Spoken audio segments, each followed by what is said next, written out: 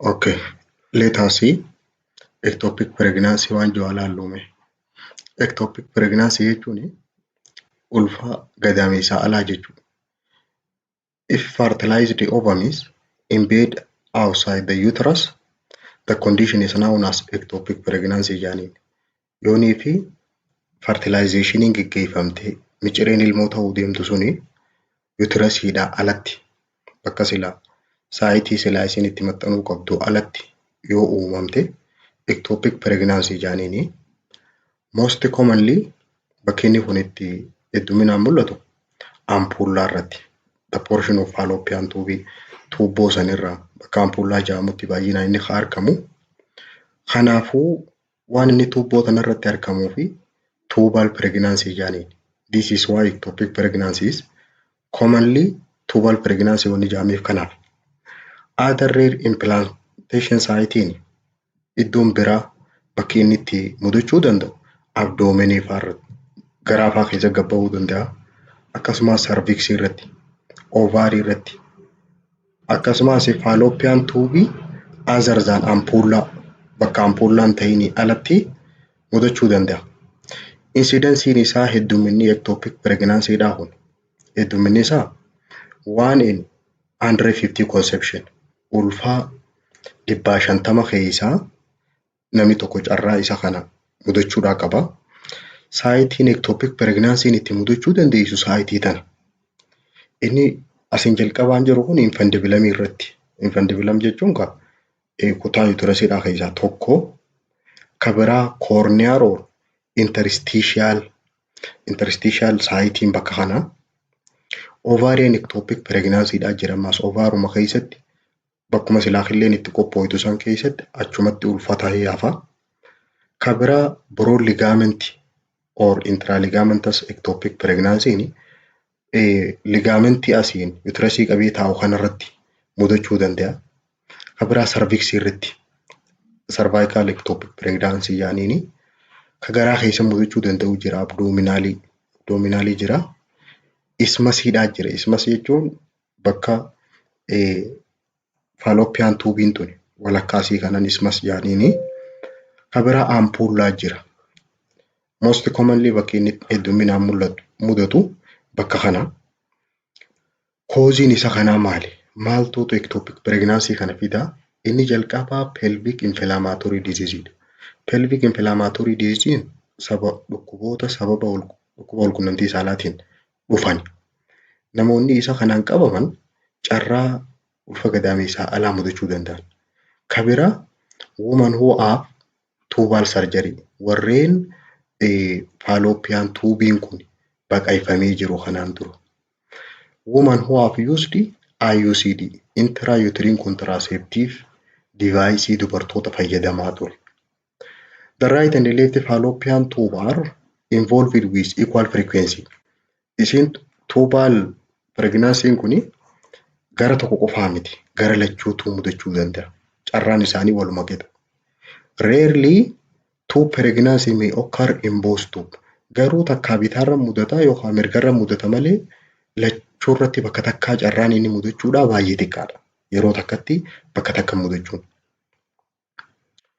Fate of ectopic pregnancy booddeen isaa xumurri isaa akkam ta'a? Ulfi gadameessaa alatti uumame kun carraan inni qabu tokkoffaa tubal abortion yookaan irraa bahuu dandeenya. Yookaan immoo tubal rupture takka tuubboo san dhoosee achiin gara gabbahuu danda'a. Yookaan immoo tubal moolii achirratti moolii jijjiiramuu danda'a. Mooliin ni ilaalla. Molar pregnancy irra waan jiru ilaalla. Inni biraa secondary abdominal pregnancy achiin gabbahee garaa keessatti ulfa ta'uu danda'a. Carraan isaa kana. Sign and symptoms mallattoon nama ectopic pregnancy qabu can be difficult to diagnose. Adda baasuudhaaf hedduu ulfaata. Sababni isaa maaliifi? Symptoms often mirror those of normal early pregnancy. Mallattuma nama ulfa qabu kanaatu irra mul'ata.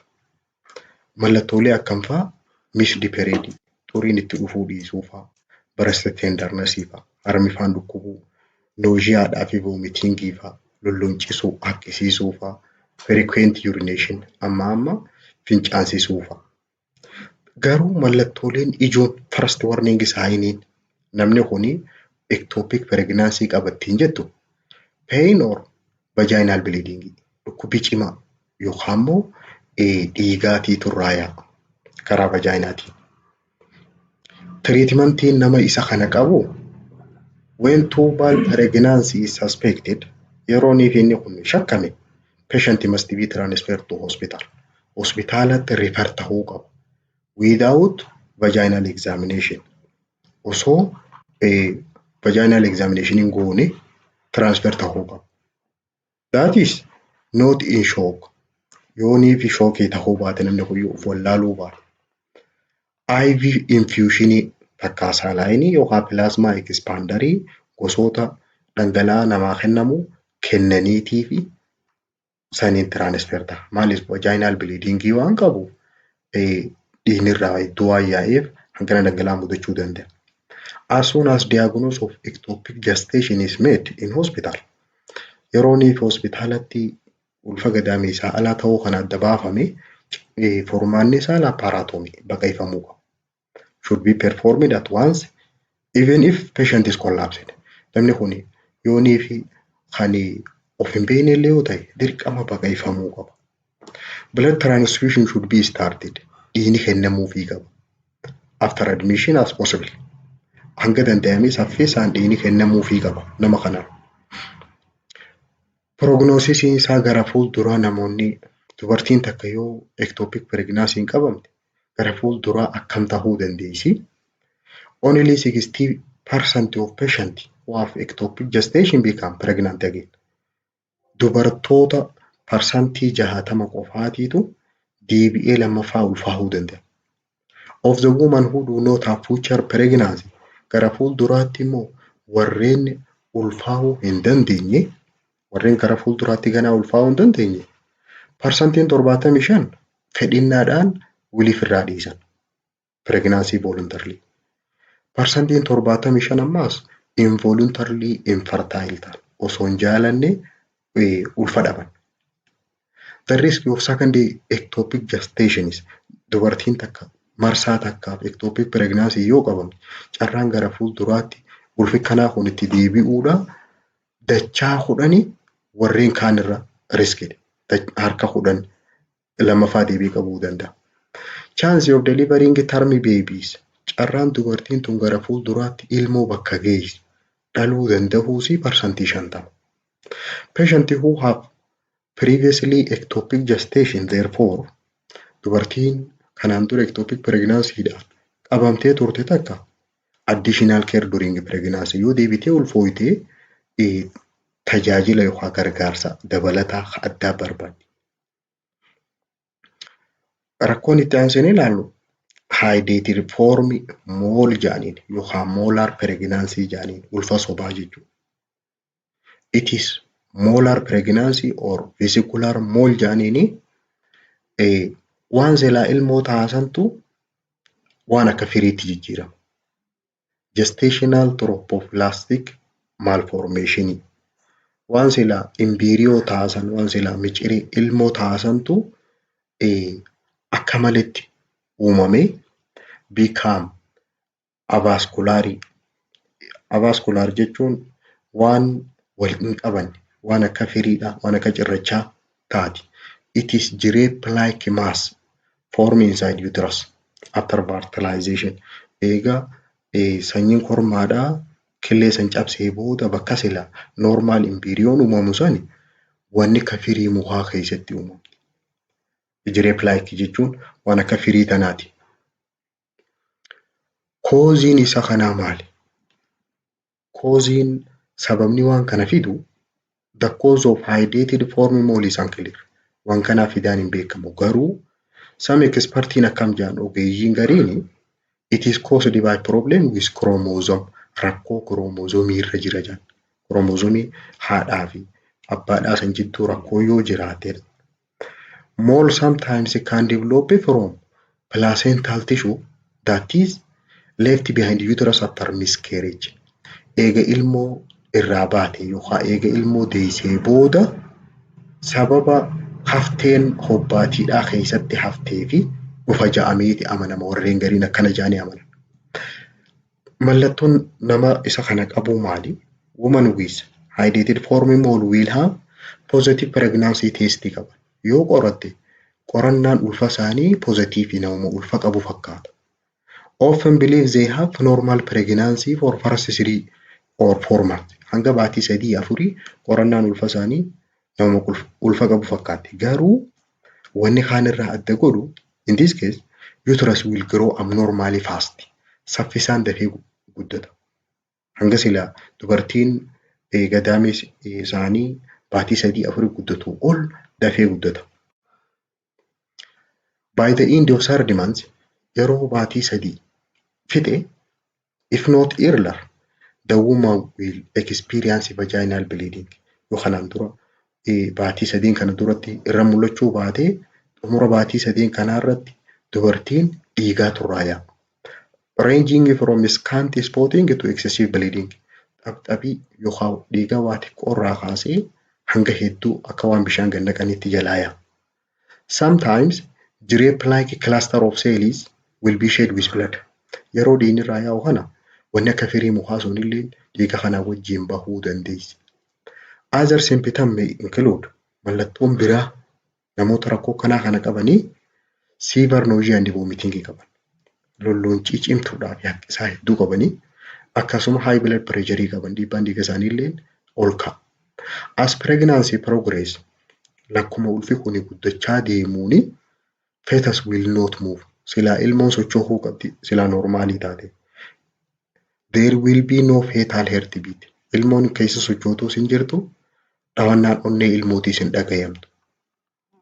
Jireeppii jechuun gaa muka kanaa, firii muka kanaati, firii muka kanaa fakkaate. Treatmentiin nama molar pregnancy qabu, if there is bleeding, yoo dhiigni sun karraa yaa'u jiraatu taate, akkasuma shookii keessa yoo jiraatte resuscitation dhangala'aa bakka buusuu fi kabiraa vacuum aspiration dha. Keessaa waan hafe san hambaa dhiigaa taafte san keessaa xuuxanii keessaa ala baasu. Yookaan dilatation or curettage jaanii addaan bananii keessaa haxaa'u jechuu dhiiga san. The mole can also be aborted by administration of prostaglandin intramuscularly. Dawaa prostaglandinii jedhamu lilmeedhaan karaa maashaatiin AIMdhaan diranii fi irraa akka mooliin tun baatu wanni ulfa sobaa fakkaataa sun inni firii mukaa sun akka irraa baatullee godhuu danda'a.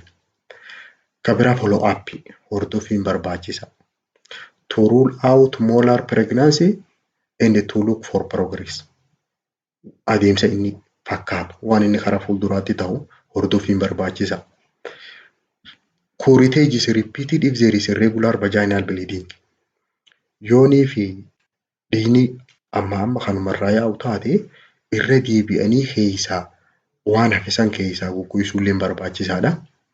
Uterus does not involute or HCG level are still positive 6 weeks after evacuation.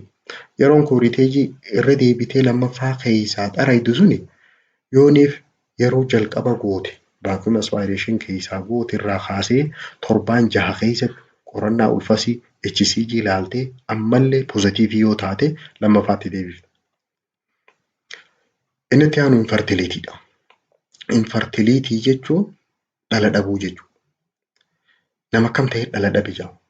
Couple is infertile if women have not conceived after having normal sexual intercourse 2 to 3 times a week without any contraception for at least 12 months.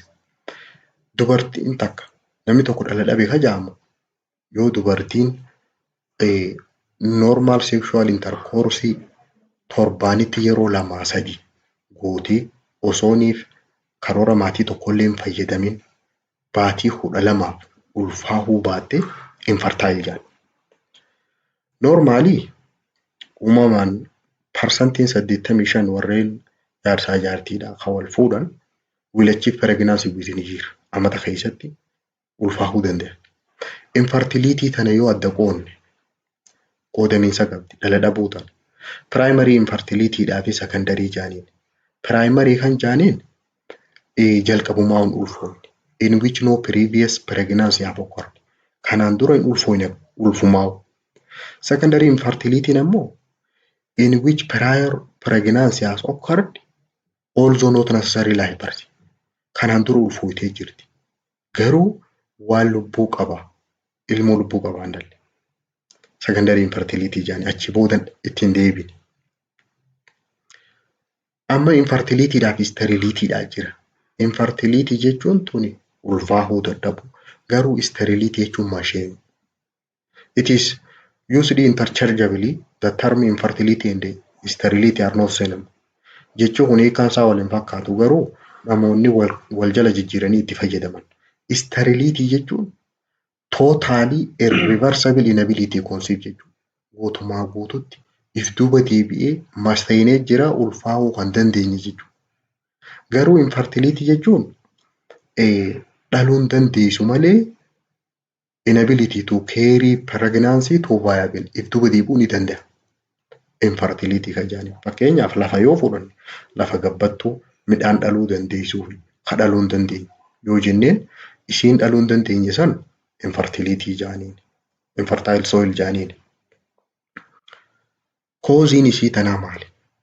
Sababni namni ulfaahuutti didu kooziilee gurguddaa afuri.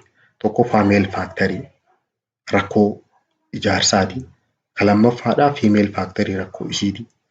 Sadaffaan rakkoo isaan lachuuti. Inni afuraffaadhaa unexplained infertility kan sababni isaan beekamin. Mee tokko tokkoon haa laallu. Female factor kan jennuun kan sababa isiirraa ta'u. Inni jalqabaa vaginal abnormality yoo jiraatte rakkoon vaginaan isii rakkoo yoo qabaate fakkeenyaaf infectionii fa'a infectious yoo jiraate. High acidic vaginal pH. pH'n isii vaginaan keessisa acidiidha. Acidiin kun yoo garmalee ol kaate spermiin keessa ol dabruu hin danda'u. Sababa kanarraa namni dhala dhabuu danda'a. Inni biraa cervical. Cervixin isii tuni hostile environment yoonii fi naannoo mijanne. Insufficient estrogen. Hormoon estrogenii faan gayaa yoo ta'uu baate yookaan infectionii fa'aa yoo qabaate. Incompetent cervix. Cervixii waa baadhachuu hin dandeenye yoo taate. Incompetent cervixin kan yeroo hedduu abortioniidhaaf illee sababa ta'uu danda'a. Inni biraa uterine abnormality. Keessi gadameessaas yoo rakkoo qabaate. Hostile environment for implantation and the survival of blastocyte. Bakka itti maxxantu fi bakka keessa jiraattu yoo mijataa ta'uu baate namni tokko dhala dhabuu danda'a. Kan biraa tuubaali. Rakkoo tuubboo gadameessaa sani adeeshinii fa'aa yoo qabaate yoo waliin maxxanee jiraate killeen keessaas hin dabartu spermiin ittiin dhaqqabu. Iskaarii yoo qabaate gadameessi kuni keessi tuubboon sun yoo godaannisa qabaate. Due to pelvic inflammatory disease dhukkuboota walqunnamtii saalaatiin dabaran fa'a. Keessa tuubboodhaa kana waan akka rifeensaatiitu jira kan killeen tun irra deemtu. Yoonii fi killeen tun bakki rifeensaa sun yoo sababa dhukkuba kanaatiin godaannisa qabaate killeen tun achi as deemtee achi dhaabbatti biraas hin dabartu.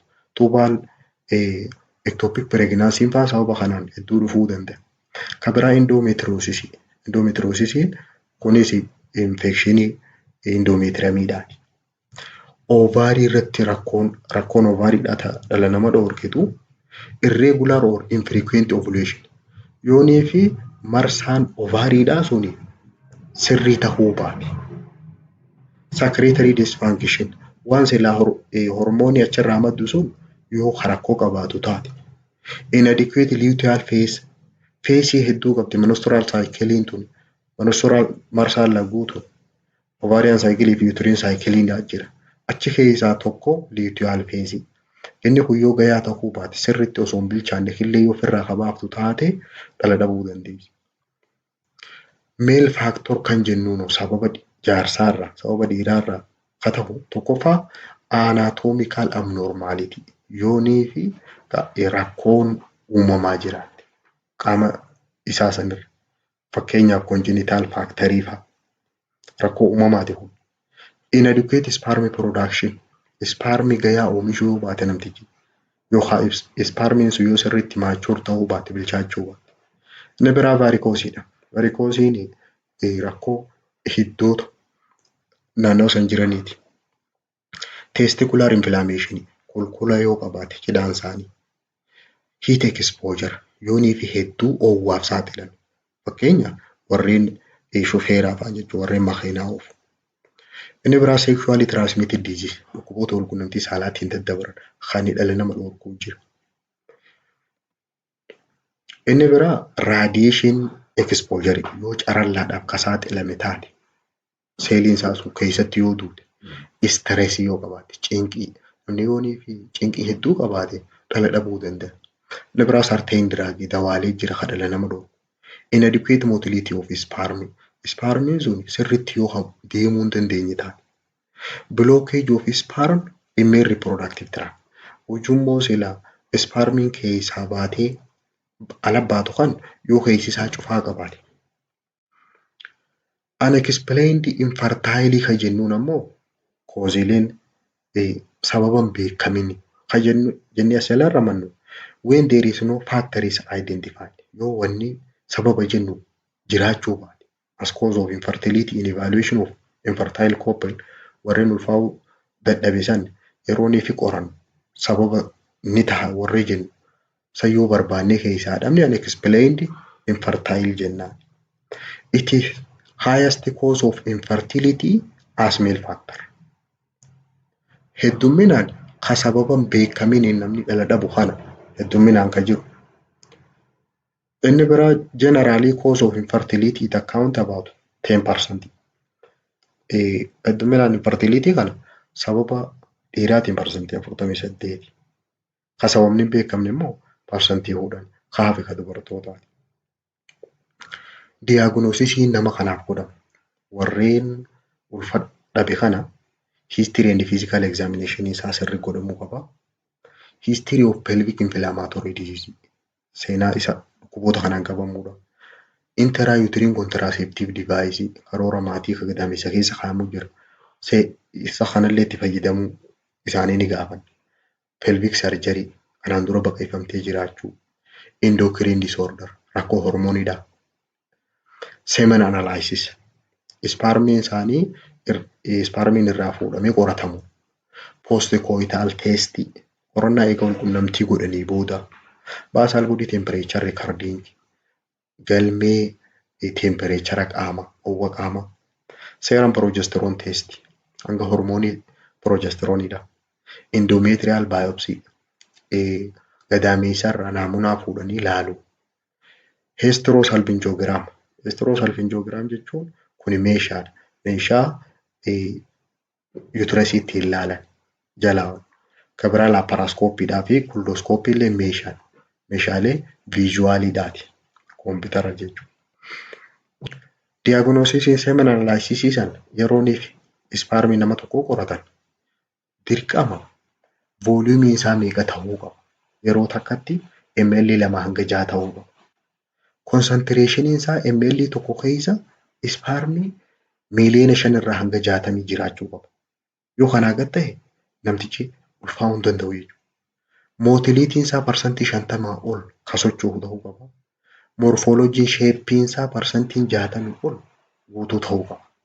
Ulaagaan isaa kana. Tiriitimantiin isaa maali nama dhala dhabeef? There is no universal treatment. Wallaansi waliigalaan jiru. Garuu in general treatment is depending on specific cause. Waan sababa ta'e isa wal'aanuudha. The majority of couple who seek advice, testing and treatment for infertility do conceive. Garuu warreen mana yaalaa deemanii gorsa ogeessaa fudhatanii of qoratanii wallaansa san sirrii fudhatan ni ulfaa'uu danda'u. About 50% of women become pregnant within 12 up to 18 months. Qorannaa taasisuu eegalanii baatii 12 hanga 18 jidduutti walakkaan dubartootaa parsantii 50 ni ulfaa'u. When no obvious cause can be found for infertility, yoo sababni kana ja'an warreen sababa hin qabne san yoo ta'u taate, counseling may improve couple chance to achieving pregnancy. Gorsuun qoftiin carraa akka deebi'anii ulfaa'uu danda'u isaan gargaara. Fakkeenyaaf advice of general health fayyaa isaanii ta'uu waliigalaa faarra gorsa kennuu fi regular exercise sochii qaamaa guyyuu taasisu. Avoid excessive drinking alcohol and smoking sigaaraa aarsuudhaa fi dhugaatii dhuguu fa'aa irraa dhorku. And the couple should also be taught how to identify most fertile phase in menstrual cycle. Akkasuma wanni barsiisan maali? Yeroo kami guyyaa kami guyyaan ulfi qabachuu danda'a. When sexual intercourse is most likely result in pregnancy guyyaa wal qunnamtii saalaa yeroo godhan ulfii uumamuu danda'u guyyaa kami jedhaniiti barsiisan jechuudha. Seef taahimiisan. Rakkoon itti aansinee ilaallu menopause. Menopause jechuun xuriin dhaabbachuu jechuudha.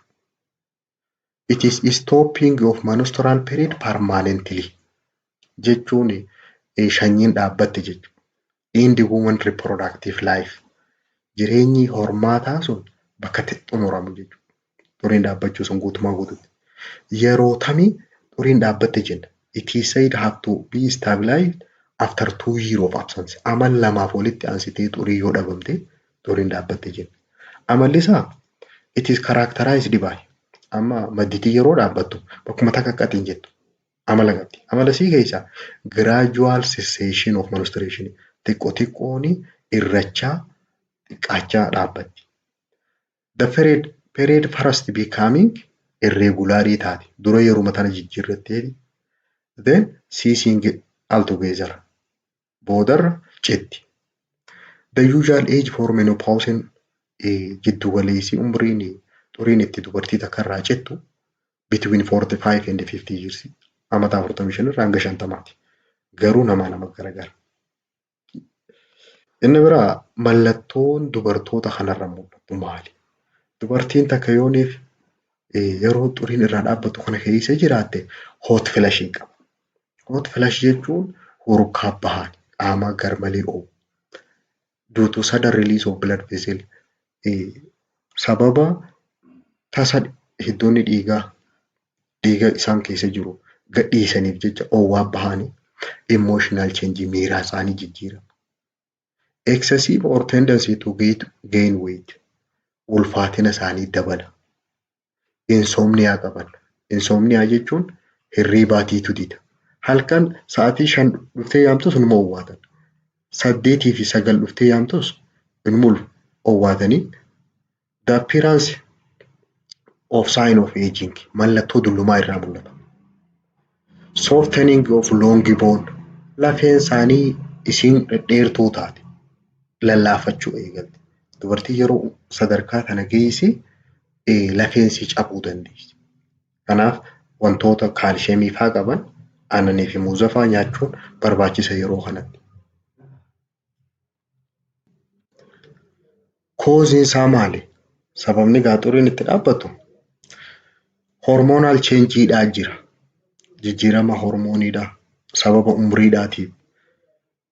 Due to aging of the ovary take place during this period. Yeroo kana ovarii keessa hormoonii waan jijjiiramuuf climateric change hormooniidhaa jira.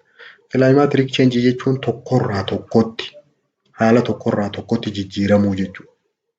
Occur during this time. Treatmentiin hormoonii sanfaa bakka buusuu fa'aa amma mallattoo irra mul'atu kana wal'aanan. Estrogenii fa'aa progesteronii bakka moodiin isaanii jijjiiramtu san tranquilizerii fa'aa dawaa fa'aa kennaniif. Postmenopausal bleeding yoo qabaatte garuu eega xuriin irraa dhaabbattee booda yoo dhiignitti dhufe must be investigated for cancer. Kaansarii ta'uu waan maluuf qorannaan godhamuufii qaba. Artificial menopauseidhaa jira warreen akkanumatti artificialii xurii tanarraa dhaaban. Maal godhanii hysterectomy fa'aa godhanii gadameessa fa'aa guututti yoo keessaa baasan bakka xuriin irraa dhuftu hin jiru. Kabiraa trauma to ovary by irradiation yoo ovariin sun sababa carallaatiin kan miidhamtee jirtu taate. Or deep X-ray exposure of pelvis. Pelvikii kana yeroo raajii fa'aa kaasan carallaa gaffagoodhaan yoo kan miidhamtu taate irraa dhaabbachuu dandeessu osoo umriin sun hin geenye. Rakkoon itti aansinee ilaallu uterovaginal prolapse jedhaniidha. Uterovaginal prolapse jechuun uterasiin kun karaa vajaayinaatiin ala bahuu jechuudha. It is downward descent of uterus and the vagina from their normal pelvic position. Bakka silaa uumamaan keessa jirurraa uterasiidhaa fi vajaayinaan kun keessaa gad deemuu jechuudha. Kooziin isaa maali? Tokkoffaa child birth related trauma. Sababa rakkoo dahumsarraa irra dhufu. To pelvic support and improperly repaired genital tract. Sababa dahumsarraa kan ka'e maashaan silaa isa kana bakkatti qabee taa'uu miidhamu. Akkasumas inni bakki dhoote sunis yoo sirri deebi'uu baate. Kan biraa climateric related atrophy. Sababa umriin jijjiiramaa deemtuuf qallachuu maashaa pelvikii kana qabee taa'uun isani. Chronic increase in intra-abdominal pressure. Yoonii fi dhiibbaan garaa keessa jirtu garmalee dabalti. Fakkeenyaaf chronic kaafiifaa yoo qabaate, yoo hedduu qufaa oole gad deemuu danda'a. Constipationii faa yoo qabaate. Pelvic and abdominal mass itti yoo jiraatte garaa kana faa keessa. Asaayitasii faa yoo jiraatte bishaan faan yooniif keessa jiraatan. Peritoneal cavity keessa. Inni biraa congenital weakness of the pelvic support. Uumamaan yoonii fi wanti pelvikii kana maashaa kana qabee taa'uun kun yoo laafaa taate. Koozii isaa kan biraa neurologic problemidha. Rakkoo narviidhaati. Affecting pelvic musculature and its innervation. Maashaa sanii narviin hooggantu yoo rakkoo qabaatte maashaa kana kottoonfachuu irratti hanqinni yoo jiraate kottoonfatee isa kana ol harkisuu hin danda'u. Uterovaginal prolapse jechuun akkanatti normal uterusiin bakki inni jiru harma oli. Olii tana prolapse jechuun keessaan akkana gabbahee jira jechuudha. Gad harkifatee jira. Ala gabbahee jira. Classificationidha qaba. Sadarkaa first degree jira. First degree prolapse kan jaaniin when a slight descent of uterus but cervix is remain within vagina. Uterusiin gad siqee jira xiqqoo. Garuu cervixiin vaginaa keessaa gad hin baane. First degree jaaniin. Second degree kan jaaniin indicate that cervix is projected beyond the vulva. Cervixiin ala kana gabbaatee jirti. Ala gabbaati keessaahuu yeroo when patient is strained. Yeroo inni ittanu. Yeroo inni sagaraa firra faa gad taa'u ala gabbaati. But not inside uterus. Guutuu gad hin baane garuu uterusiin. Third degree kan jaaniin complete prosidential jaaniin. Inside uterusiin outside vulva irra jira. Ala gabbahee jira guutuutti. Most it not all of vaginas averted. Garuu vaginaan alatti hin deebine. Isaatiitu keessaa gabbahee malee. Clinical featurein mallattoon dubartii tanarra mul'achuu dandeessu. General symptomii qabdi. Ta'a kan fa'aa painless mass bulging through introitus which is prominent when standing or straining. Waatiitu keessaa gad deema. Waan hin dhukkubneetiitu keessaan gad dhiibata. Karaa vaginaa kana keessaan. Keessaahuu yeroo dhaabbattuu fi yeroonii fi waafaa irra gad teessu. Pelvic pressure gad harkifatti waatu kana qabee gad harkisaa bearing down sensation in pelvic. Waatu pelvikii tana gad dhiibata. Isaa keessaa gad harkifata. Sensation of something coming down waatiitu keessaa ala gabbahu jiratti fakkaatti yookaan immoo dragging discomfort waan gad dhiiba. And low back pain qabdi. Akkasumas dhukkubbii duudarraa gara gadii qabdi. Specific symptomiin kan biraa mallattoon biraa abnormal uterine bleeding dhiigaatii turraayaa. Abnormal vaginal discharge dhangala'atu karaa vaginaa kanaan irraa yaa'a. Physical finding dubartii kanaa kanarra mul'atu. Almost always there is associated anterior or posterior vaginal wall prolapse. Dhaabni vaginaadhaa kuni garri duraa takka immoo gara boodaatiin ala gabbahee mul'achuu visualization or palpation of cervix without patient straining. Osoo isaan gadhiibiin jenneen dubartii saniin gadhiibi osoo hin jenneeni sarviksiin ala kanatti tuttuqamuu dandeessi. Ala kana gabbaatee ni mul'attiisi ni qaqqabatamtiisi.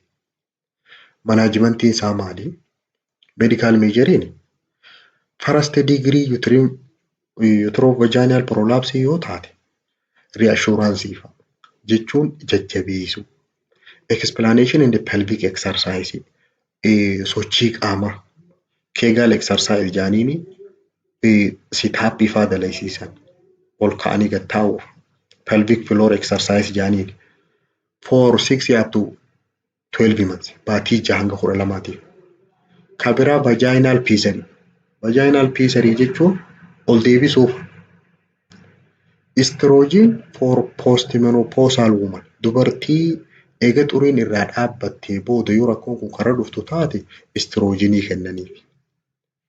Kabiraa vagina being packed with gauze impregnated with ostrodial cream.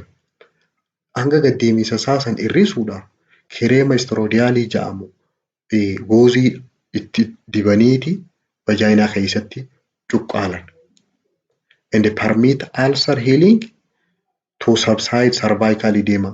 Yooniif sarviksiin sun faa madaa qabaatte akkasumas ETG san irraa wayyeessuudhaaf kireema kanatti godhan. Kabiraa manaajimentii isaa lammaffaa sarjikaalii baqaqsuudha.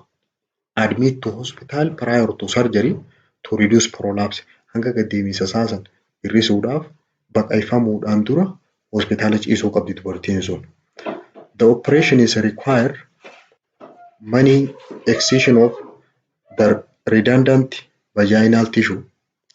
Amma gaa baqaqsiinsi kuni tissue vaginaadhaa kana hedduu cicciranii repair other damaged tissue isii miidhamte san bakka buusuu walitti deebisuu faa barbaada. Anterior corpora fi yookaan immoo posterior corpora fi jaaniini takka gara duubaa irraa muranii ol xiqqeessanii yookaan gara duraarraa ol deebisuudha. Kabiraa amputation of cervix takka cervixii kana faa irraa muru. In shortening of transverse ligament. Ligamentii isii tana gadheereessu kana muranii gabaabsuudha. Manchester operation jaaniini. Inni biraa vaginal hysterectomy dha. Takka gadameessuma sanuu muranii keessaa baasu guutumaa guututti. Preventive measureeni dubartiin rakkoo kanaa kan akka hin mudanneef wantoonni taasifamuu qabu. Tokkoffaa avoidance of pushing by patient before full dilatation of cervix. Dubartii ciniinuu jirtu takka osooti sarviksiinsii guutuutti hin banamin gadhiibi jechuu dhoorku akka isheen gad hin dhiibne. Avoidance of prolongation of second stage of labor. Ciniinuu sadarkaa lammaffaa akka isheen irra hin turre godhu. Avoidance of handle pushing in attempt to expel placenta. Placenta keessaa baafna jedhanii gadameessaa kana gad dhiibuu sanfaa dhoorku. Careful repelidha.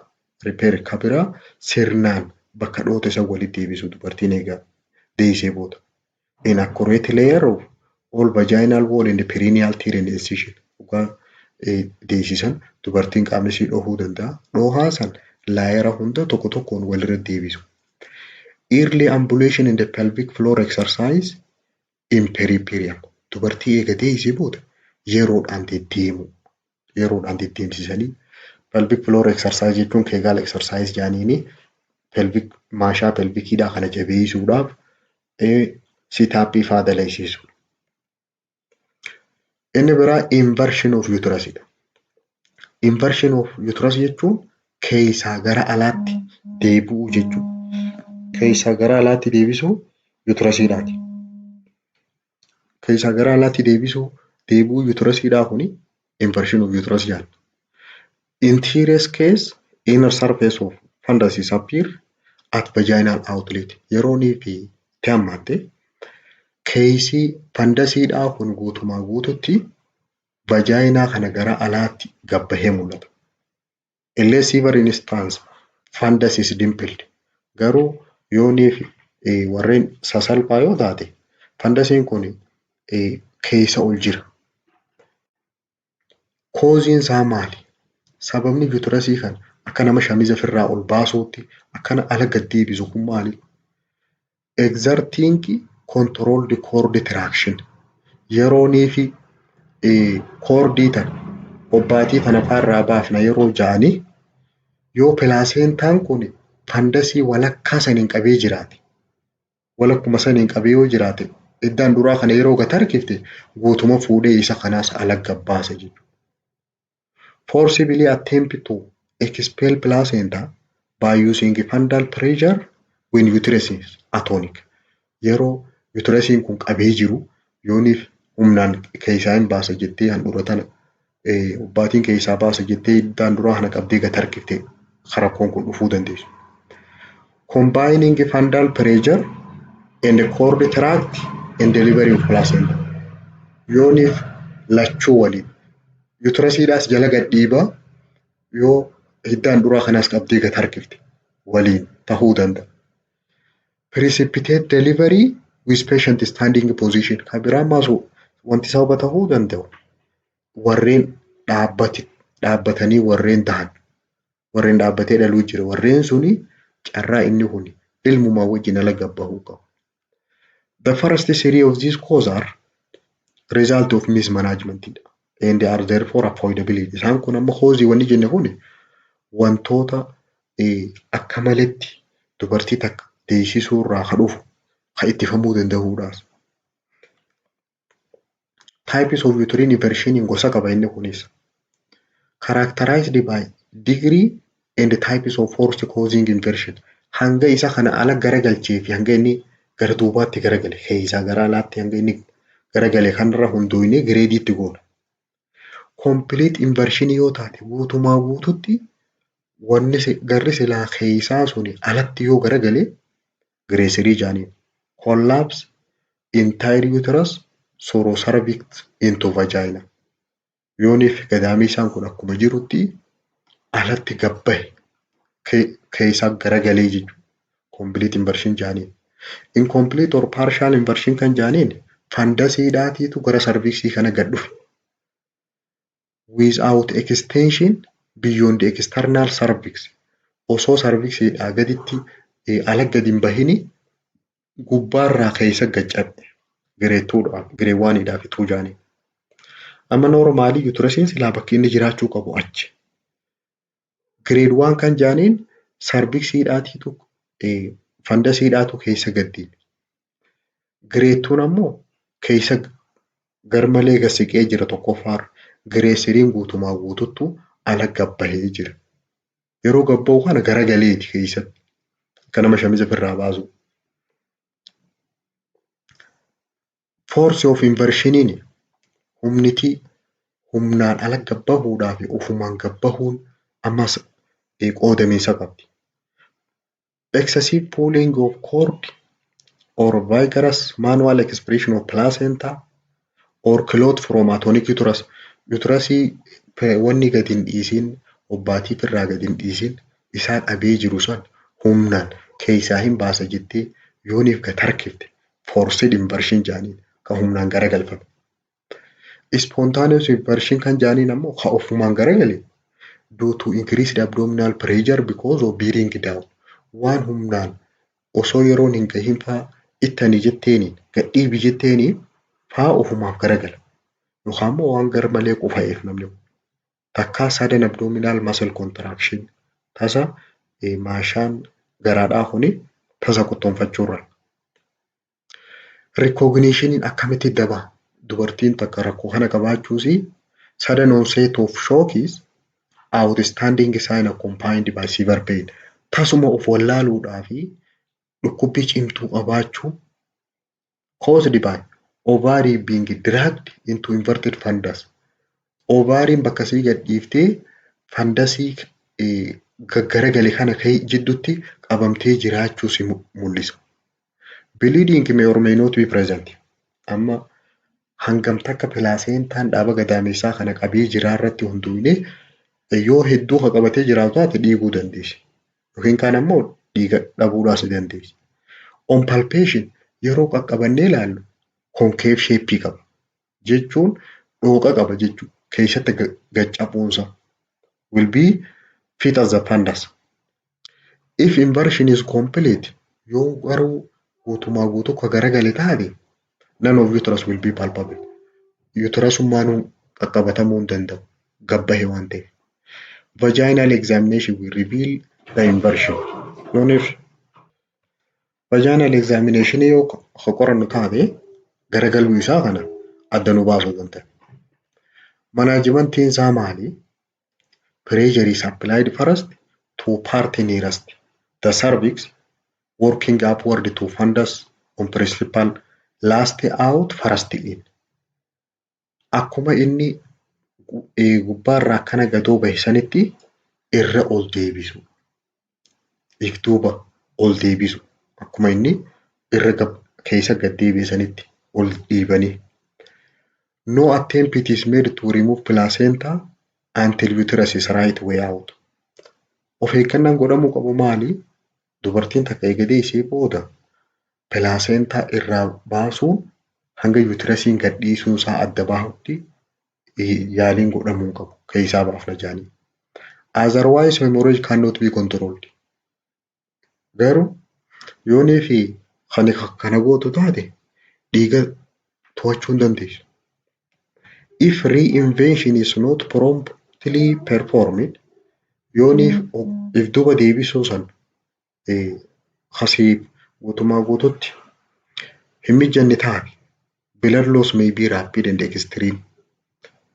Dhiigni garmalee irraa yaa'eeti hypovolemic shock keessa seenuu dandeessi. Inverted uterus cannot contract and retract. Uterus yoo karra keessaa sun ala garagale qottoonfachuus hin danda'u, of duuba deebi'uus hin danda'u. Urgent assistance must be summoned meanwhile. Yeruma sanitti hatattamaan gargaarsa argachuu qaba namni sun. If replacement of totally inverted uterus is not possible, yoonii fi if duuba niin deebisa jettee yeroo yaalii gootu yoo kan hin mijanne taate, it should be gently placed inside vagina to relieve traction on ovary. Waa vagina san keessa kaa'uu qabda akka inni gad dhiibatee ovary kana walirra qabee akka hin dhukkubsine. When uterus is successfully replaced, yerooniif uterusiin bakka deebi'e oxytocin is administered. San booda oxytociniin kennamee fi oxytocinii yeroo kennameef uterinii kana stimulate godha. Uterinii kana kakaaseeti. Avoid recurring of inversion akka if duuba akka reefuu sanitti akkasii jalaan deebine ittisa. Rising the foot of bed will also help for tensionii sanii fi shookii sanirraa wayyeessuuf miila dubartii sanii fa'aa ol kaasuun barbaachisaadha. Kabira hydrostatic pressureidha. Hydrostatic pressure jechuun bishaan itti naquu jechuudha. Several liters of warm saline or intravenous solution are run into vagina via duct. Gubbaa jala kanaan itti naquu jechuudha bishaan kana. Maaliif uterusii kana ol dhiibuudhaaf dhiibbaa bishaanii kana. Operator forearm effectively seal vaginal outlet as fluid pressure will within vagina rise, uterus return to normal pressure, normal position. Uterusii kana bishaan guutanii kan booda uterusiin kun akka bakka deebi'uuf humna bishaaniitiin bakka deebisu. Inni biraa intravenous ergomeetriin should be given to secure good contraction before hand is withdrawn. Osoo bishaan sun keessaa gadi naqamne dura ergomeetiriin IV'dhaan kennuufii qabu. Sababni isaanii contractionii gaariin akka jiraatu godhuudhaaf egaa bishaaniin bakka deebisanii booda. Inni biraa antibiotic therapyidha. Risk of infection ittisuudhaaf antibiotikii dawaa farra baakteeriyaadha kennuudhaaf. Inni biraa general anesthesia hadoocha. Maybe need to relax uterus sufficiently to allow later replacement. Bakka deebisuudhaaf waan dhukkubuuf hadoochaa kennuufiin barbaachisa. In rare instances warreen garii haa muramuu barbaadu jira. Uterus cannot be reinvented and emergency hysterectomy is necessary. Dhiigni yoo irraa dhaabbachuu dide gara alaatti deebi'ee ni deebifna jedhanii yoo dadhaban furmaanni jiru isuma kana muru. Furmaanni isa. Inni torbaffaadhaa congenital abnormality. Rakkoo uumamaa kan qaama hormaata dubartootaarra jiru. Female genital organ irratti. Anomaly arise primarily from anomaly jechuun abnormalitiin kun jalqaba isarraa haa alteration of fusion process adeemsa walitti maxxanuu keessatti yerooniif tishuu wal qabatu achi keessatti jijjiiramni jiraachuu dhufa. Failure of duct to fuse normally yooniif ujummoon walitti maxxanne taate into partially or completely separated tract tuubboo garagaraa abbaa lama tahuu dandeessi.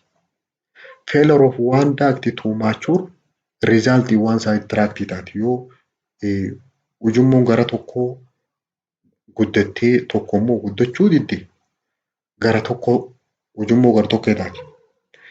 Incomplete fusion of one or both ducts cause faulty canalization bo'oon akka keessatti uumamtu taasisa. Yooniif karri tokko guddatee karri tokko guddachuu baate. Formation of transverse vaginal septum gadoofatti qaama silaa vaginaa kana keessatti vaginaan kun bakka lama bahu. Morverii absence of vagina yeroo garii vaginumaan kun dhabamuu fa'a. The cause of this disruption is sababni ka'umsii waan kana in embryonic development is usually not known. Akkamitti dhufaan guyyaa kamitti dhufaan hin beekamu garuu some pattern of vaginal in the cervical abnormality yeroo tam argama. Rakkoon vaginaaltii fi cervixiidha abnormality qabaachuun identify in daughter born to woman who received diethyl stilbestrol during pregnancy. Warreen isa kana fudhatan warreen dawaa kana fudhatan yerooniif ulfa isaanii san irratti heddumminaan mul'ata. Kana keessaa tokko uterine abnormalitiin uterasiin kun abnormalitiin isaa bifa hedduu qaba. Manifested in various form. Keessaa tokko subtate uterasii abbaa lama kan jidduutti kutaa qabu jechuudha. Appear normal from exterior yerooniif ala akkatti ilaaltu ala normaalidha. Garuu it contains septum that extend partially or completely from fundus to cervix. Garuu keessatti maal qaba kutaa qaba. Waan fundus irraa ka'ee hanga cervixitti gaduu akkana jidduu jiru. Dividing uterine cavity into two compartments. Uterasii kana waan bakka lamatti adda gootu. Completeidhaa fi partialidhaa jira. Partial kan jennuun gubbaa san irraa keessa akkana gadoo wanni ka gaafaa keessa gad jirti. Kun ammoo guutumaa guututti. Inni biraa bicornate uterasiidhaa jira. Bicornate uterus jechuun gadaamee isaa qubee yaa fakkaata. Y shape qaba. Fundus is not to various deeps. Fundusiin tuni akka gaafaatti keessa gad jettee jirti. Patient may even appear have double uterus qaba fakkaata. Uterasii abbaa lama qaba fakkaata. There is only one cervix. Cervix abbaa tokko fi garuu immoo fundusiin kun abbaa lama taati. Bicornate jedhanii. Inni biraa true double uterasiidhaa jira. True double uterus jechuun uterasuma abbaa lama jechuudha. Gadaamee isaa abbaa lama. From lack of midline fusion waan walakkatti wali fiduu sanii isin qabu. Two complete uteriniidhaa jira. Which it is own cervix is formed. Hundinuu adda adda cervixii mataa isaanii qaba. When both are fully formed, it is normally referred to as uterus didelphys jedhama. Waaniif inni kun guutumaa guututti uumame. Uterus didelphys jechuun uterasii abbaa lama jechuudha. Occasionally one of uterine will not fully form. Garuu dabree uterasiin kun abbaan tokko guututti bakka hin gahu. Remain as rudimentary organ without cervix jedhaniini orgaanii dabalataa kan banaa uterasii kana keessatti argamu tahee hafa.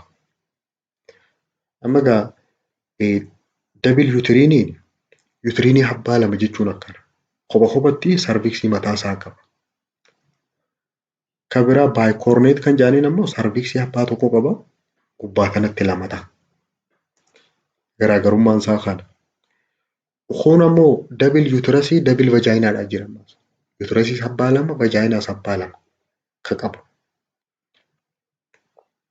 Sarviksii abnormaalitii jira ammas rakkoolee sarviksiidha. May also affect the course of labor and birth. Tumama gaada'umsaa fi ciniinsuurrallee dhiibbaa fiddi. Three general types of cervical abnormalityidha jira. Gosa sadii rakkoolee sadiitu asirra mul'ata. Tokko subset cervixiidha. Cervixii kutaa qabdu jechuudha. Ring of muscular tissue partitioned by septum bakka lamatti adda muramtee jirti. Either extended downward from uterus or upward from vagina. It is contained completely within cervix itself. Cervixuma tanaatu muraa lamatti adda baha. Takka vagina irraa ol takka ammoo uterus irraa gad. Kan biraa single hemi cervixii half cervixiidha jira cervixii walakkaa. Walakkaan tokko cuftee jirti walakkaan tokko banaa. Result from incomplete or asymmetrical development only one Mullerian duct is mature. Mullerian duct cervixii isa jiru san tokkuma qofaatiitu guddate garri tokko banaafte. Double cervixiidha jira ammaas. Double cervixiin two separate cervix one uterus. Cervixii abbaa lamaatiitu uterovaginal abnormality keessaa tokko isa kana uterusii tokko keessa cervixiin abbaa lama jira. Most common abnormalities presence of vaginal septum. Vaginaan kun bakka lama adda bahu. Kan biraa sometimes there is absence of vagina. Warreen garii vaginummaan hin jiru. Warra hin qabne jechuudha. Effect of abnormality on pregnancy and labor. Rakkoon isiin tun qabdu maali? Ulfaa'uudhaa fi ciniinsuu irratti. Malformation do not usually reduce fertility. Akka malitti uumamuun ulfaa'uu nama dhorkitu. The woman become pregnant. Garuu ulfaa'uu dandeessi. They may cause complication which lead to the rejection. Rakkoo fiddeeti rakkoo sanii jecha rakkoo san barbaan osoo ja'anii abnormaalitiin kun mul'ata. Rakkoo akkam faatu dhufa late abortion fa'a. Xiqqoo turtee fa'a irraa bahuu fa'a. Preterm laborii osoo bakka hin gahin ciniinsuun itti ka'uu fa'a. Malpresentation fa'a akka maletti karaa maleen dhufuu fa'a. Obstructive laborii ilmoo gad deemuu fa'aatiitu retained placenta hobbaatiin keessatti hafuu fa'a. Postpartum hemorrhage eega dhaltee booda dhiigni irraa dhaabbachuu diduu fa'a. Cervical abnormality affect labor and birth to vary degree. Amma cervixii yoo rakkoo qabaatte ciniinsuudhaa fi da'umsa irratti sadarkaa garaagaraatiin dhiibbaa qabdi. Fakkeenyaaf depending on ability of cervix to dilate and effects to permit delivery. Ilmoon takka gabbaa'uudhaaf dirqama cervixiin addaan bal'attee walirra ol dacha'uu qabdi. Effacement jechuun qallachuu jechuu gara duubaatti ol deebitee. It increase risk of cervical rupture. Carraa cervixiin kun dhoohuudhaa jira. Yookaan malee akka uumamtu taate. Akkasumas carraa dhiiguudhaa jiraata. Vaginal abnormalitiin rakkoon vaginaa wal qabatee jiru do not present serious problem. Rakkoo bilasmara heddummaattuu miti in terms of normal reproductive function irratti. They are easily accessible. Salphumatti argamuu dandeessi. Can be easily dilated and removed surgically. Salphumatti bal'isuus ni danda'anii surgically irraa dhabamsiisuudhaaf illee ni danda'ama. Vaginal abnormalitiin fakkeenyaaf vaginal agenesis. Vaginal agenesis jechuun akka malatti uumamuu jechuudha. Imperforated hymen karaan silaa xuriin gadi hin baatu kuni perforated hymen jechuun dubrummaa hin uramin qabdi. Kan biraa duplication lamaffaa ta'u vaginaan fusion waliif faa maxxanu uraa kan hin qabne. Vaginal agenesis kan jedhaniin Mullerian agenesis ni jedhama. Mullerian aplaasiyaas ni jedhama. Kuni dhiira fakkaata. Vaginaan kun garmalee guddatee akka qaama saalaa dhiiraa fakkaata. It is congenital absence of vagina dha jira ammas. Uumamanuu warreen vaginaan hin qabne jira. Treatmentiin isaa maali? Depending on degree of abnormality. Hanga rakkoon sun irra geesse irra hundaa'aniiti. Whether it interfere with coitus or pregnancy. Wal qunnamtii saalaa dhorkite moo rakkoon tun moo ulfaa'uu dhorkite irra hundaa'anii wal'aansa kennaniif. San keessaa tokko sarjikaalidha. Baqaysanii sirreessuu. Structural abnormality is generally done before conception. Osoon ulfooyniin dura rakkoon caasaadhaa yoo jiraatte sun sirrachuu. The nurse should also recognize that woman with reproductive tract abnormality. Narsiin akkamitti irra beekuu dandeessi dubartoota rakkoo kanaa kana qaban? May feel guilty. Ofi qaanfachaa deemti. Cinqamaa deemti. About their effect on pregnancy outcome. Yeroo ulfi kun akka bahuu ta'a jettee tanaa cinqamaa qaanfachaa deemti. Kabiraa by carefully assessing woman knowledge and feeling about her progress in labor hubannoodhaa fi miira dubartii sanirra dhagahamu sirriitti laaluudhaani possible obstetric intervention godhamuuf san the nurse can contribute more positive child bearing experience. Ulfaa'uu akka dandeessu of haa gorsuu dandeessa. Gorsuu qabda. Ni ulfooyitaa kun rakkoo miti jettee maatii siitis jajjabeessuu dandeessa. Inni saddeetaffaadhaa pelvic tumoridha. Pelvic tumor jechuun pelvikii kana keessatti waa bayiru jechuudha. Fibroid yeroo jedhan maayomaas ni jedhanii kaansarii jechuudha. These are firm tumor of muscular and fibrous tissue. Tuumarii yookaan kaansarii yookaan tishuu akka malee guddattee kan maashaadhaa fi tishuu fibrous tissue kan jedhaniin. From ranging very small to very large. Xiqqoo irraa kaasee hanga guddootti kan pelvikii keessatti mayirite tanaan fibroid jedhama. They are most frequently found in women at older and the end of childbearing age. Hedduminaan rakkoon akkanaa kun dubartoota umriin isaanii manguddaawanii fi warreen ilmoo dhaluu dadhaban warreen sadarkaa sanarra gahan irratti hedduminaan mul'ata. Rakkoon akkanaa kun. Fibroidiin kun gosa qaba. Named according to their position bakka isaan kun jiraniin maqaa moggaafna. Fakkeenyaaf sammukas jennee yeroonii fi isiin tun when situated immediately beneath surface of endometrium mukasiin jalatti yoo argamte sammukoosaa jechuudha.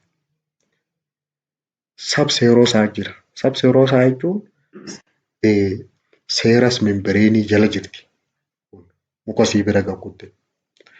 Intramuraalidhaa jira jechuun maayomeetiriamii walakkaa maashaa gadaamisaa san walakkaa jirti. Pedunculatedidhaa jira. Pedunculate jechuun when some mucus and the subserous fibroids develop stack yeroo isaan gurguddatanii waan akka qubaa babaafatan jechuudha. Effectiin dhiibbaan isiin tun qabdu maali? Ulfarratti, ciniinsuu irratti, dahumsa irratti.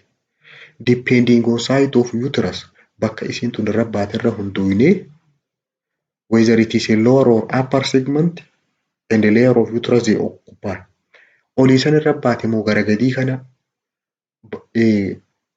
laayera uterusii kana keessaa bakka isiin qabatte irratti hundoofnee dubartoota tokko tokko subfertility dhalafaa dhoorkuu fa'aa dandeessi. Abortionii ilmoo farraa baasuu PPH fa'aa fiduu dandeessi. Postpartum hemorrhage malpresentation fa'aa akka malatti ilmoon akka dhuftu fa'aa. Obstructive labor fa'aa fiduu dandeessi. Poor uterine contraction akka sirriitti hin qophoofne fa'aa dhoorkuu. Subinvolution and prolonged red lochia. Subinvolution and prolonged red lochia jechuun egaa ilmoon keessaa baatee booda dhangala'aa dubartii irraa yaa'u san yeroo itti dheereessuu jechuudha. Yeroo san itti dheereessitu. Mallattoon fibroidiin dubartii takka keessa jiraachuudha. Painless abdominal swelling qabdi. Garuma kanaatiitu dhiitama. Kan hin dhukkubne. Kan biraa menorrhagia qabdi. Dhiigaatu hedduu irraa yaa'a. Rarely pressure on bladder or bowel. Yeroo garii afuuffee fincaanii kanarratti dhiibbaa ulfaatinaaf dhageessi. Complicationii nama gadaamessa keessaa wanni kanaa magartee jirtu menorrhagia qaba. Menorrhagia jechuun menstrual cyclein hedduun irraa yaa'uu jechuu dhiigni.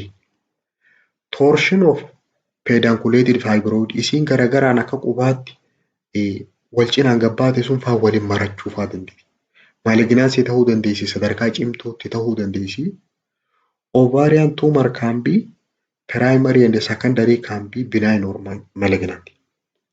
Kaansariin ovaariidhaa sababa kanarraa dhufuu dandeessi. Kan biraa secondary tuumarii yoo taate immoo tuumarii sababa biraarraa dhufte yoo taate yeroo hunda malignantiidha. Manaajimentiin isaa maali? Myomectomy. Removal of fibroid waan san irraa muranii baasu. Yoo dubartiin immoo kan ganaa asii booda dhaluu kan dandeenye yoo taate hysterectomy. If woman is older. Yoo dubartiin kan guddoomtee jiraattu taate gadameessummaa maal isii godhaa miti irraa muranii baasu. Inni biraa ovarian cyst. Ovaarii keessatti wanni kafiriidhaan mayiru. Inni kafirii midhaanii. Taayipiin isaa depending on constitution cyst it has 4 type gosa afuriitu jira. Inni tokkoffaa seera cyst jaaniin. Seeramiif keessaa qaba wanni akka hilleedhaa ta keessa jirtu sun waan inni of keessaa qabutti hunduuneeti gosa itti ba'a. Seera cyistiin waan akka seeramiidha. Dhangala'aa dhiigaa san qaba. Kan biraa mukinoidii jira. Mukinoidii jechuun mukasiif keessaa qaba. Endometrial cyst yookaan chocolate cyst jira. Kan chokoleettaa fakkaatu. Waan chokoleettaa nyaatan kana fakkaatuun chokoleetii jaaniin.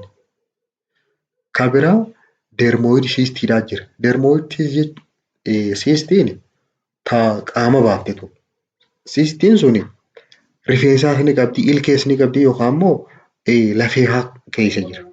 This is said to be originated from material derived from ectoderm, endoderm and mesoderm. Caasaa uterasiidhaa kana hunda of waan xiqqoo irraa fudhattee fi qaama kana guutuu qabdi jaamee akkasitti tilmaama. These are congenital inni kun hedduminaan dermoidiin kun. Effectiin inni kun qabu dhiibbaan inni ulfarratti qabu it occupy pelvic cavity cause of obstruction. Banaa pelvikiidhaa kana guutuutti haguugee qabeeti ukkaamsuu danda'a. Akka ulfi gadi hin baane fa'aa dhorkuu danda'a. Possibility of infection in perineum. Eega dahanii booda infectioniin faan akka mudattu taasisa dubartii tana. Hemorrhage into cyst. Cystiin suni wanni suni dhiiguu fa'aa dandeessi. Pressure symptom mallattoo itti ulfaachuudha lafaa ka'uu hin danda'u namni sun. Manaajimentiin isaa maali? Cystii sanirraa baasuu baqaysanii. Ovarian cystectomy jaanii. Biopsy godhaniiti cystii sana tishuu san xiqqoo irraa kutanii paatolojii biratti erganii ilaalanii yoo if malignant total hysterectomy godhama. Yooniif kaansarii ta'a. Complicationin isiin tun fiduu dandeessu maali rakkoon? Isiin fidu tokkoffaa torsion or twist walitti maramu, walitti hidhamu. Of cyst is pedunculated it may twist. Isiin lama wal cinaan gabbaate sun waliin maramtee waliin micciiramti fa'a. Yeroo san severe abdominal pain qabdi dubartiin sun garmalee garaan kun dhukkuba. Yeroo qabattees ni dhukkuba shookii qabdi. Rupture of cyst faan mudata. Cystiin suni dhoohuu dandeessi. Kan biraa sepsisii. Sepsisiin akkamitti dhufuu danda'a? Wanni kafiriidhaa ta keessa jirtu suni become infected taateeti bakteeriyaadhaan. San booda bakteeriyaan kun qaama guutuu wal gaha. Pain, tenderness and fever qabdi gaa dubartiin akkasii sun. Inni biraa malignansitti ol dabruu dandeessi. Gara kaansarii gudduutti. Inni biraa uterine polypsidha. Uterine polyps jechuun wanni kafirii wanni akka qubaa gadaamessa kana irratti mayiruu jechuudha. Polypsii wanni jaaniin bright red fleshy pedunculated benign growth wanni akka firiidhaa xixiqqoon akka caaccuu jedhaniin sun waan akkasiitu diimtuun foon isiinii tani irra garrarraatu saniitiitu gadaamessa kana keessa bahee which may cause bleeding usually originating cervical canal are multiple. Hedduminaan sarviksii keessatti argamti. Bakki isiin itti argamtu hedduudha immoo akka qubaatti hedduurra jiru. The bigger one is isiin san keessaa tarra guddatte can protrude from cervix into vagina. Sarviksii bira gad dabarteeti vajaayinaa keessaa rarraati. Achi keessaa mul'atti. Diagnosisiin isaa speculamidha. Vajaayinaa kan addaan bananii dhugaa keessa ol ilaalan sarviksii irratti ni mul'atti ishee irra rarraatu. Akka caaccuutti. Treatmentiin isaa usually removed by curettage of uterus. Uterusii kana addaan bananii irraa ciranii yaasu. Inni biraas kaansarii sarviksiiti. Cancer of cervixiin most commonly dubartoota ama 30 hanga 45 jidduu jiran isaan irra baay'ata. Maaltu sababa ta'ee koosiin isaa hanga ammaatti hin beekamne. Garuu wantoota risk factorii nama fiduu danda'a jedhaman tokkoffaa early age at first intercourse. Gaafa jalqaba walqunnamtii saalaa godhan yooniif umrii xiqqootti godhan. Dubartoota umrii xiqqootti walqunnamtii saalaa godhan. Kan biraa early child bearing ijoollummaatti ulfaa'u. Multiple partneridha ammas kan biraa dhiira hedduu wajjin walqunnamtii saalaa godhu. Chronic cervical infection dhukkuboota sarviksiidhaa ciccimoodhaan qabamu. Mallattoon dubartii kanarra mul'atu maali? Metrorrhagia. Metrorrhagia jechuun intermenstrual bleeding jechuudha. Baatii jidduutti guyyaa 15 xuriin itti dhufu. Spotting of blood dhiigni xapxap irraa jechuudha. Bleeding after intercourse eega walqunnamtii saalaa gootee booda dubartii takka dhiigni irraa yaa'u. Yookaan immoo or dashing or defecation egaa istanjaa godhatte yookaan immoo eega sagaraa baatee booda. Pain in the back and leg dhukkubbii duudaa fi miila irratti dhagahamu. Diagnosisiin isaa evaluation of sign and symptoms mallattoolee tana mirkaneeffachuu. Kan biraa biopsy achirraa fuudhanii naamunaa erganii adda baafachuu. Colposcopy. Colposcopy'n meeshaa colposcopy jedhamu fayyadamanii sarviksii tana laaluudha. It is procedure visually examine cervix as well as vagina and vulva. Meeshaa kana fayyadamanii keessa vajaayinaa kana akkasumas sarviksiidhaa kana kan ittiin ilaalan. Inni biraa dilatation and curettage. Dilatation jechuun sarviksii tana addaan bananii waan keessa jiru san keessaa haxaa'u jechuudha. Curettage. Kaansariin tun isteejii qabdi. Isteejiin cervical kaansariidha. Stage 0 kan jedhaniin kaansarii insitu jechuun laayira xiqqishaa gubbaadhaa kan keessa jirti jechuudha. Bakka jirti. Isii keessa jirti sadarkaa kanatti beekamuu hin dandeessu. Stage 1 confirmed to cervix. Cervix irratti adda bahuu dandeessi. Stage 2 kan jedhaniin vajaayinaatti gad dabarte. It has extended to vagina. Stage 3 it has extended up to vagina extended to one or pelvic wall. Vajaayina gad dabarteeti dhaaba pelvikii kana gara tokkoon yookaan gara lachuutuun irra jirti. Stage 3 kan jedhaniin. Treatmentiin isaa tokkoffaan sarjariidha. Baqaqsuudha. Total hysterectomy. Total hysterectomy jechuun gadameessaa kana guutuutti muranii baasuu jechuudha. Radical hysterectomy. Removal of uterus kun amma radical hysterectomy jechuun bakka isiin keessa jirtu san irraa muranii baasu. Adnexia yookaan immoo proximal vagina yookaan bilateral lymph node bakka dhiyaattuun san bakka isiin miite san.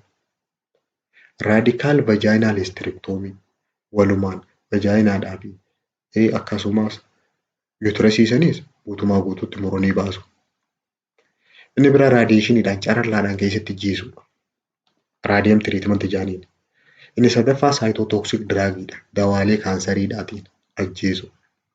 Saayitootoksik diraagiin ifiifuu seelii ajjeesuu danda'a. Kaansarii fiduu danda'a dawaan kaansariidha. Rakkoon saglaffaadhaa trauma of fistula female genital tract miidhaa qaama saalaa dubartootaarra dhuftu keessaa tokkoffaan fiistullaa.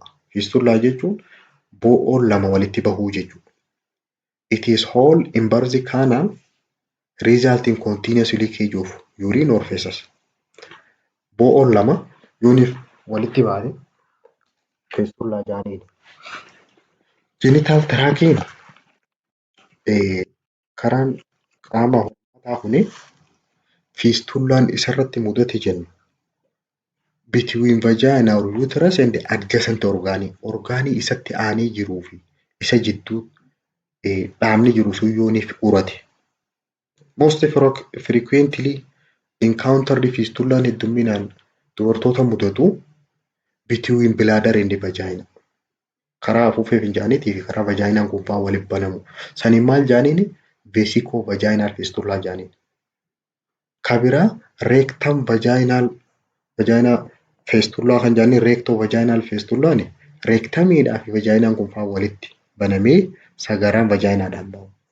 Karee bosona immoo vesikoo vajaayinaal fiistullaa yuriiniidhaatichi baha. Other typing kabiraa garuu reeriidha occasionally multiple fiistullaa jira hedduu kalachuu waliin qabu. May be found in the same woman.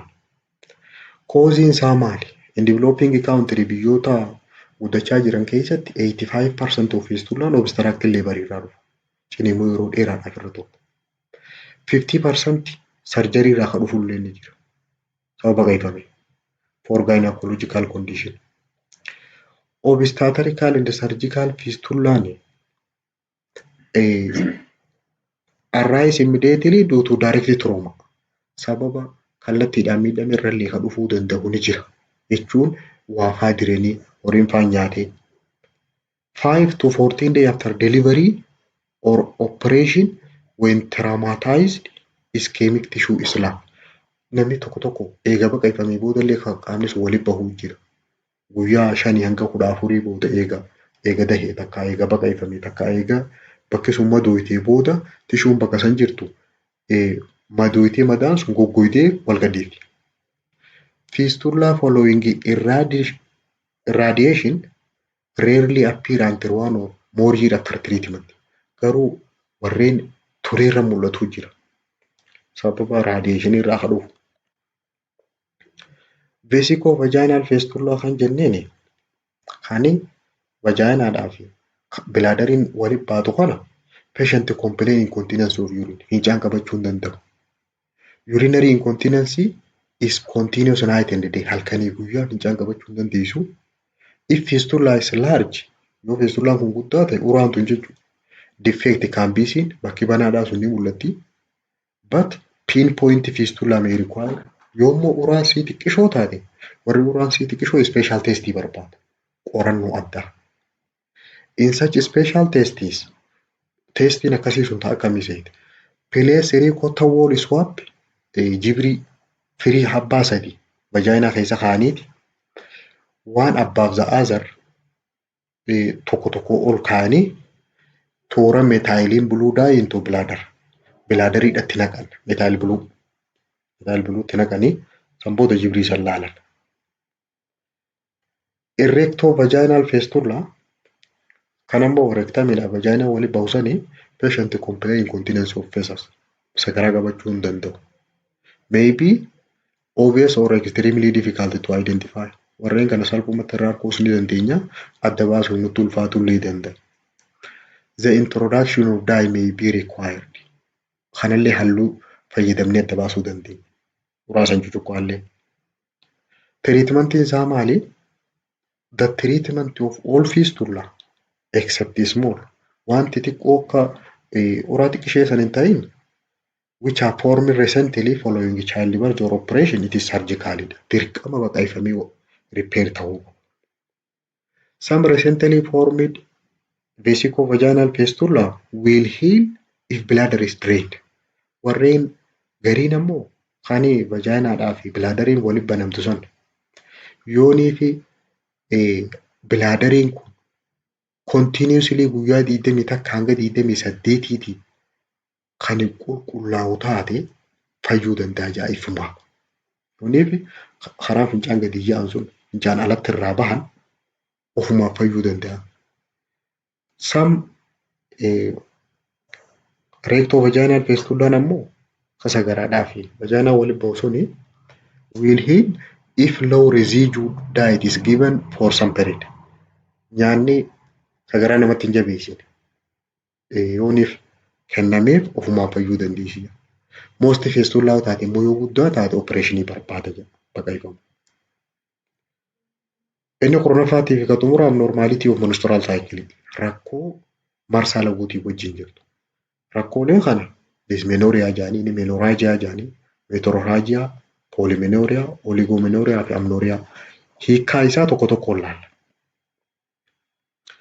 Menorrhagia jechuun abnormally heavy and prolonged menstrual flow. Xuriin ml hanga yaatu sanii ol yaa'uudhaa fi yeroon inni guyyaan inni yaa'ulleen dheerachuu saniini menorrhagia jedhanii. Many menstruation jechuudha. Usually accompanied by clot. Boodarra dhiinirraa dhaabbata. It may occur in early close to puberty. Warreen heddumminaan rakkoon akkanaa kun irra mul'atu dubartii ammaan tana xuriin itti dhuftu. Akkasumas woman needing menopause akkasuma dubartii xuriin irraa cituu deemtu irra dhufa warri rakkoon kun. Sababni isaa ovulatory cycle marsaa ovaarii irraa kan qabu. Mallattoon isaa it is difficult to determine when flow is abnormally heavy. Ni ulfaata dabaasuu yeroonii fi yaa'umsi isaa kun hedduu haa ta'u taate. If pad or tampon is saturated amma taampoonii odeesii waan dubartiin kaatu sanii yoonii fi inni kun leezaan haawariidhatti yoo kajiidhu taate osoo saatiin geenye yooniif kajiidhu taate it indicate heavy flow agarsiisa. Heddumminaan yaa'aa jiraachuu wanni dubartiin uffattu sun kaa'attu sun sa'aatii osoo hin guunne yookaan jiidhu taate. Refer the woman for further investigation. Dubartii haala kanaa kanarratti argame refer godhuudha hospitaalatti qorannaa dabalataatiif. Kabiraa meetorrhaajiyaadha. Meetorrhaajiyaa jechuun intermenstrual bleeding jedhaniin. Menstrual period jidduutti baatii jidduutti dhiinitti dhufu. Bleeding between menstrual period. It is normal in some adolescents who have spotting at the time of ovulation. Dubartoota ammaan tana lafaa ka'an irratti yeroo garii isiin tuni normaalidha. Warreen yeroo killeen bilchaachuu jirtu dhiini xapxap irraa jiru. Metal staining jedhaniin. May also occur rakkoon akkanaa kun osoo baatii fi baatiin keenya jidduutti marsaan itti dhufuun kun woman on hormonal contraceptive warreen karoora maatiidhaa kiniina karoora maatii fayyadamu jiran. Breakthrough bleeding for the last 3 or 4 months. Baatii 3 fi 4 jalqabaa san keessatti rakkoon akkanaa mudachuu dandeessi. Vaginal irritation from infection may lead to mid-cycle spotting. Dubartoonni infectionii qabanillee jidduu baatiidhaatti dhiini akkatti dhufullee godhuu danda'a. If metrorrhagia occur for more than one menstrual cycle, rakkoon akkanaa kun yoo marsaa laguudhaa tokko ol ka dhufutu taate, the client is not on hormonal contraceptive. Yooniif dubartiin tun ammaas akkasumas kan karoora maatii kana fayyadamutti hin jirre taate should be referred to physician for examination. Doktora bira deemtee qorannaa taasisuu qabdi. Sababni isaa vaginal bleeding is early sign of uterine carcinoma or ovarian cyst. Mallattoo kaansarii ovaariidhaa yookaan mallattoo kaansarii gadameessaa ta'uu waan danda'uuf. Inni biraa amenorrhea. Amenorrhea jechuun absence of menstruation jechuudha. Xuriin dhaabbachuu jechuudha. For at least 3 cycle. Marsaa 3 dubartiin duraan baatiidhaan xurii argitu takka baatii 3 waliin dhaabee yooniif xurii dhabde amenorrhea jedhama. Isii tana bakka lama adda baafna primary fi secondary jennaan. Primary jechuun absence of menstruation for girl who never menstruated. Kanuma tanaan duraa'uu takkaa xuriin argin sadarkaa xuriin itti dhuftu geessee umrii silaa xuriin itti dhuftu geesse garuu marsaan laguutti hin dhufne primary amenorrhea jedhanii. Secondary amenorrhea kan jedhanii garuu absence of menstruation for period for woman who has menstruated previously. Kanaan dura xuriin marsaan laguutti dhuftee jirti garuu ammaaf irraa dhaabbatte.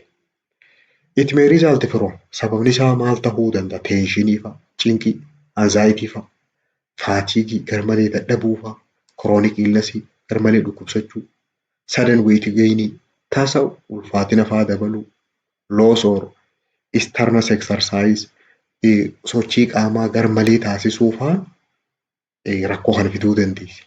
In the reproductive age group, pregnancy should be always ruled out. Garuu dubartoota sadarkaa umrii ulfaa'uudhaa keessa jiran yoo niifi xuriin karraa dhaabbatu taate ulfamoo ulfaa mitiin adda bahuu qaba. Inni biraa oligomenorrhea jedhaniidha. Oligomenorrhea jechuun infrequent menstruation jedhanii. Turtee itti dhufuu jechuudha. Yeroo duration of cycliin normaalidhaa ol kute fakkeenyaaf dubartii takka guyyaa 35 fa'aadhaan yoo itti dhufte har'a guyyaa irraa dhaabbatte kanarra kaasee guyyaa 35 lakkaawwattee itti dhufte ammaas achirraa guyyaa 35 lakkaawwatti yoo xiqqaatte baatii 2 keessatti guyyaa baatii 3 keessatti marsaa 2tti dhufti jechuudha. Oligomenorrhea kan jedhanii. Faallaan kanaa polymenorrhea. Polymenorrhea jechuun excessive bleeding and the length of cycle is reduced. Guyyaa 20 takka ta'etti dhufti. Jechuun 20 kan jennu kun akka namaa galuuf har'a itti dhufte haa jennu guyyaa kanarraa takka jennee 20 takka yeroo eeyide achitti itti dhufti. 20 takkaan kun lakkoofsa Itoophiyaatii miti. Guyyaa xuriin itti dhufte kanarraa achi lakkooyitee guyyaa 20 takka yeroo geessetti dhufti. Ammaas achirraa achi lakkooyitee 20 takka itti dhufti.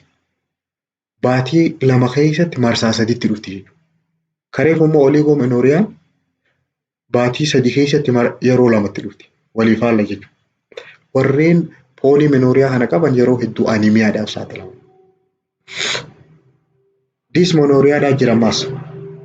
Dysmenorrhea jechuun it is painful menstruation jechuudha. Yeroo xuriin itti dhuftu sun garmalee dhukkubsu. Isa kana bakka lamatti adda baafna. Primariidhaa fi secondarii jennaan.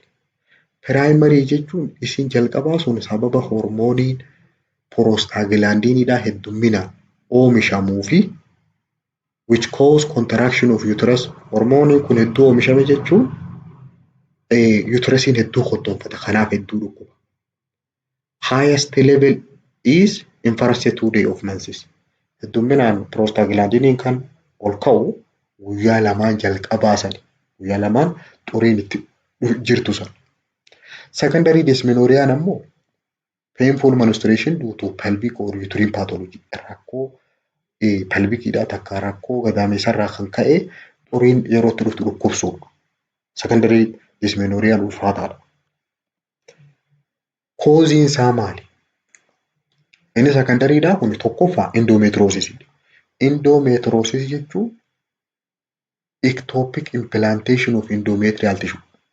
Tishuun gadaameessaa kuni bakka maletti yooniif kan maxxantu taate jechuun rakkoo yoo jiraatte abnormaalitii bakka silaa pelvikii keessa bakka gadaameessee taa'uu qabu ala yoo jiraate. The most common cause isaa kana endometriosis.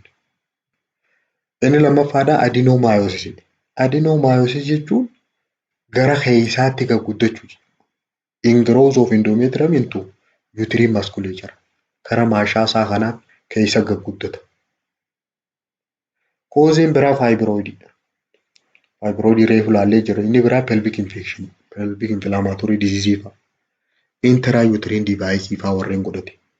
Karoora maatiidhaa. Inni biraa cervical stenosis. Cervixii wal dhibbachuu. Congenital uterine or vaginal abnormality warreen qaban. Rakkoo uumamaa. Vaginaa isaaniitiif uterusiidhaan.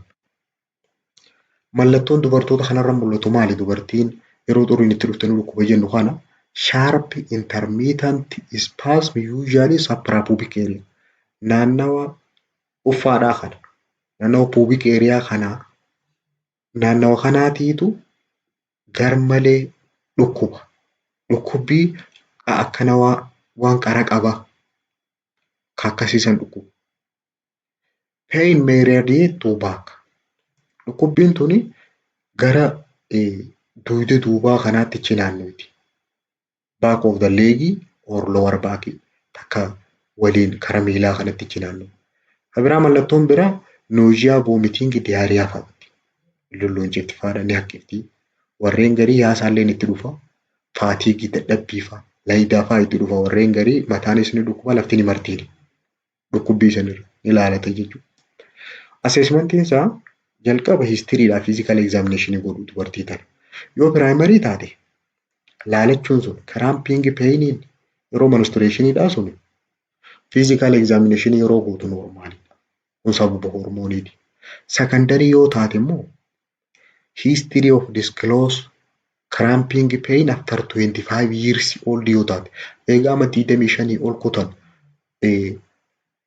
xurii yeroo nama dhufte nama dhukkubsuuni warreen pelvic abnormality qaban ammaas rakkoo pelvikii faa qaban seenaa asii gadii kana qaban. Ka biraa ka jalqabaa history infertility dhalafaa dhabuusi. Heavy menstrual flow hedduurraa yaa'uu fa'a. Irregular cycle marsaan tuni baatitti guyyaa tokko 20 takka guyyaa kan 28 guyyaa kan 35 irregularity jechuun akkana. Later or no response to non-steroidal anti-inflammatory drug dawaa dhukkubbii tanaa kennamu yooniif fudhatteellee xiqqoollee kan raawwayyuu ni mute. Kana gaafanna. Inni biraa sexual historyidha. Rakkoo inflammationiidhaa sana adda baasuudha. By manual pelvic examination. Innan menstrual phase of cycle. Yeroo neefi xuriin irraa dhaabbattee pelvic examination qubaan godhu laalu. Laboratory testii CBC to rule out anemia. Yoo hedduu harraa yaatu taate anemia adda baasuudhaaf dhiigasii ilaalu. Urine analysis to rule out bladder infection. Dhukkuba karaa afuuffee fincaanii sana adda baasuuf fincaansii qorachuu. Inni biraa pregnancy testii ulfa qorachuudha.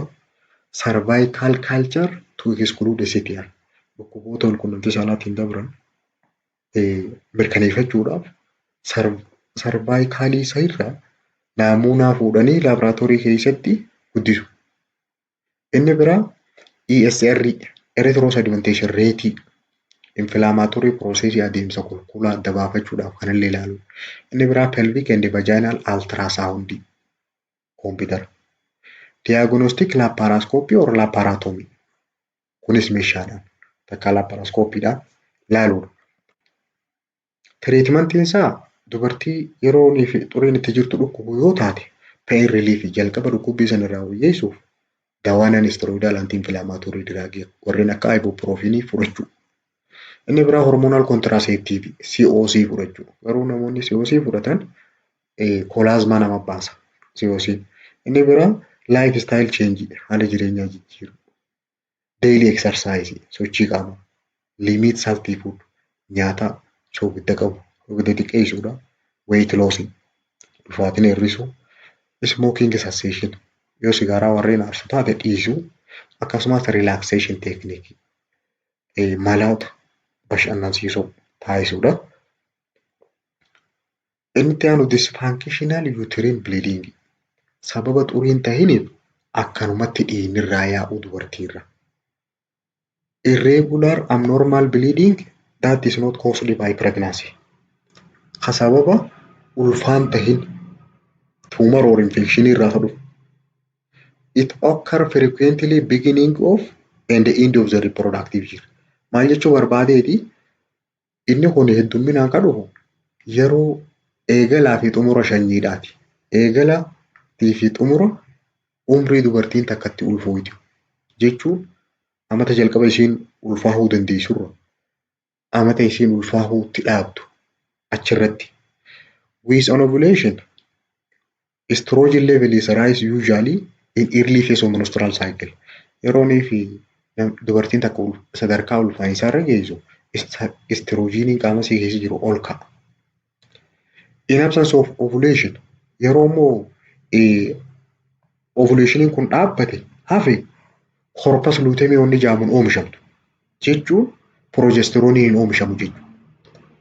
Endometrium move into hyperproliferative state. Yeroo kana endometriumiin hedduu haphateeti lead to irregular sloughing of endometrium. Endometriumii kan ofirraa alatti yaasa. Kanaaf excessive bleeding jennu. Sababni hormoonii saniitiitu hafe. Types of uterine bleeding disorderii keessa hiikaa jechoota reefuu saniif amenorrhea jechuun absence of menstruation jechuudha. Xurii nafa. Hypomenorrhea jechuun waa xiqqishoo jechuudha. Scanty menstruation waa xiqqishoo hanga xaphii takkaa. Oligomenorrhea jechuun infrequent menstruation jechuudha. Period more than 35 days. Guyyaa 35 adda fagaattee jechuudha. Xurii tanarraa hanga saniitti. Menorrhagia jechuun excessive menstruation hedduu hangarraa yaa'u ml yaa'u santu hedduu. Metrorrhagia jechuun ammoo bleeding between period jechuun guyyaa 15 jechuudha. Menometrorrhagia jechuun heavy bleeding during and between lachuu waliin qaba. Menorrhagiadhaa fi metrorrhagia waliin qaba. Menometrorrhagia jechuun dhiigni hangarraa yaa'u hedduudha garuu baatii fi baatii jidduutti irraa yaa'a. Guyyaa 15. Etiyooloojiin isaa kooziin wantoonni sababa ta'uu danda'u. Tokkoffaa adenomyosis kaansarii.